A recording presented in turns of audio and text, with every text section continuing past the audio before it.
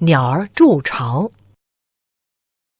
不知何时，鸟儿静悄悄地在我家的9重阁树筑起了鸟巢。我抬头一望，巢已筑好，只是还不见小鸟。我对鸟巢特有兴趣，每天抬头看，不禁感叹鸟儿筑巢的本领。一片一片的枯叶被鸟儿衔来，再以枯枝撑住，就可入筑了。枯叶这么轻，一刮风就被吹走了。我很好奇，那第一片叶子，鸟儿是怎样让它承受风力的呢？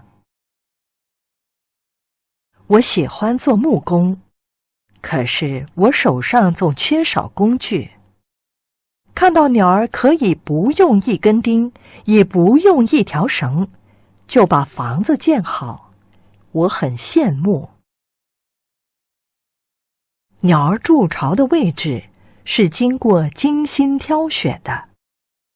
它选中9重阁，因为它的枝干较坚实。另外，在众多枝干中，它会选有叶子遮掩的那一枝，以避开阳光的猛烈照射。小鸟长大后飞走，留下鸟巢。我要把它取下来，放点泥土种羊齿植物，那会是最美最原始的花盆。